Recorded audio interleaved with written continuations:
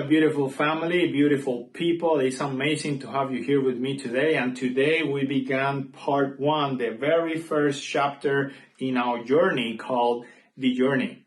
So in this, today we're going to be starting, as we said last time in the introduction, with the book Patriarchs and Prophets, and we're going to start with chapter 1. And again, this journey is all about awaken your curiosity so that you go and read these books. These books are amazing, are the 5 core books of an author called Ellen G. White, and they basically outline the journey of the people of God. But very important, this is not meant to substitute this amazing book, even more amazing, that we call the Bible or the Word of God. This does not substitute this. So that being said, let's go ahead and get started with the chapter 1. Chapter 1 is titled, again, book Patriarchs and Prophets, chapter 1, Why Was Sin Permitted? And this is a very good question, a question that many of us have asked at some point. A lot of Christians ask it. If God is all knowledgeable and knows the beginning to the end, why is sin still here? Why didn't he just snap his fingers, finish it off, and move on? And the answer to that question is the very first 3 words in the chapter. God is love. And he continues saying, His nature, His law is love. It ever has been, it ever will be. So that's it. That's our answer. We can close the book right now and complete, but we're not going to do that. The chapter deals with the rebellion that Satan initiated and finished in heaven. So it is important here that the answer of why the God is love answers the question is right here. And it says, God desires from all his creatures the service of love.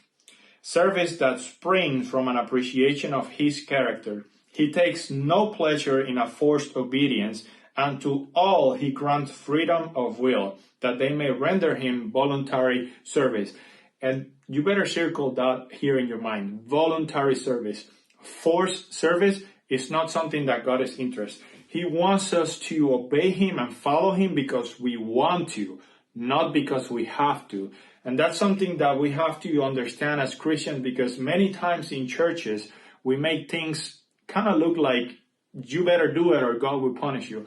And no. We don't want people. God doesn't want people following him out of fear or out of forced, impulse. He wants voluntary, loving service. That's what he appreciates. So in the case of the chapter here, Satan started a rebellion because he did not felt that he had enough, glory in himself to self-govern himself. He didn't think he needed to follow God's law. Furthermore, he didn't think that he needed to render the Son of God any sort of worship. He wanted to be one-to-one there with God. He wanted to be in those secret meetings between God and his Son.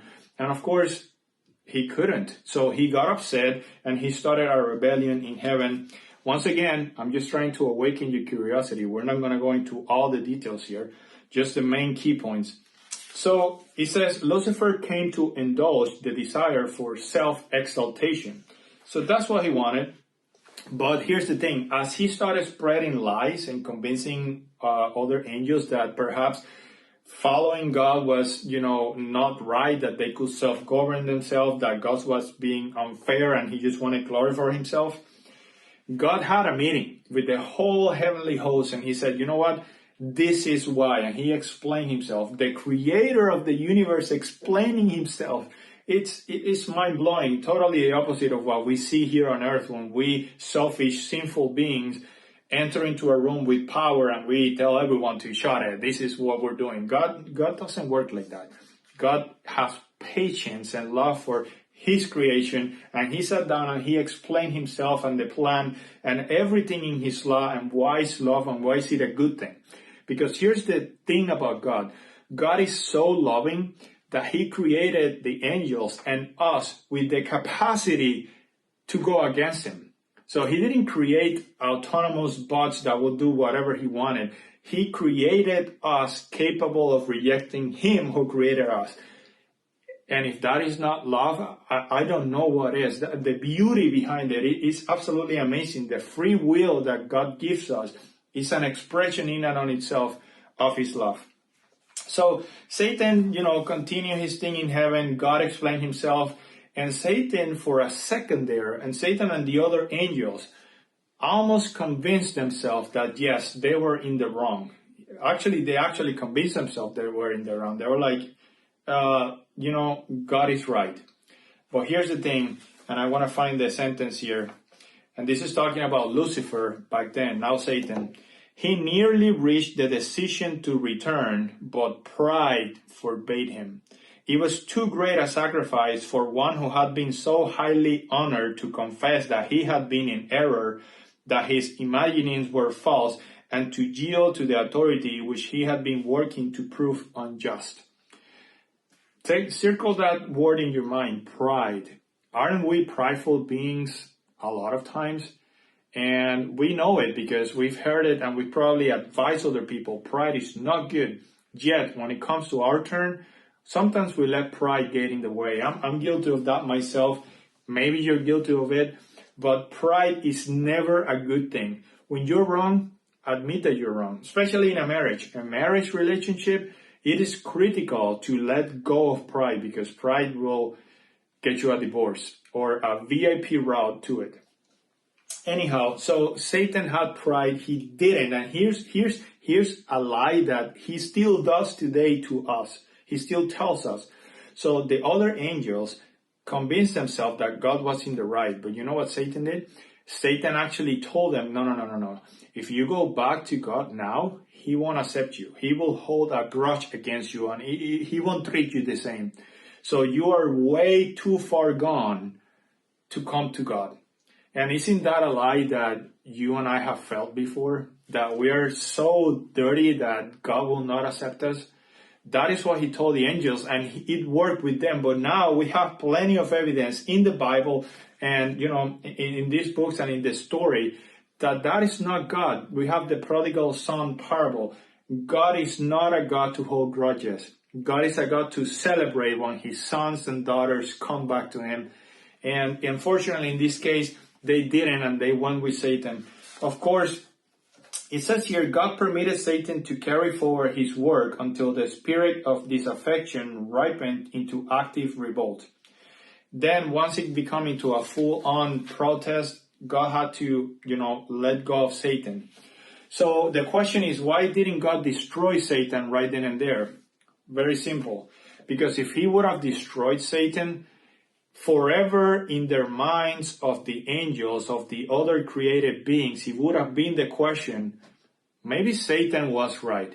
If I don't obey God, because he wants all the glory for himself, he'll just kill me. So God had to, listen to me, he had to allow sin to run his course. He had to allow Satan to live so that the whole universe will be a witness to the horribleness of not being in communion and in obedience to the law of God.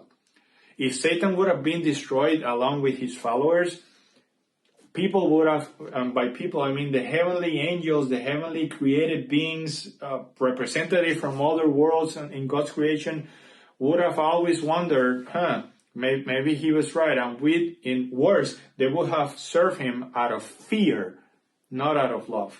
So that is why sin was permitted. And even at the cost, of heavenly peace, God had to allow it. And he has allowed it today because today, I guarantee that you and me today that know the consequences of sin and this horrible war going on in Israel and Gaza and people killing themselves and disease and starvation, that is the result of sin. And because we have witnessed that, when God comes and gets us again, never more will we have any desire to go against God's holy law and holy plan, because only through that we can achieve true satisfaction and human harmony amongst each other. Sin introduces selfishness, and selfishness is destruction, as we have witnessed. That is chapter 1. See you in chapter 2.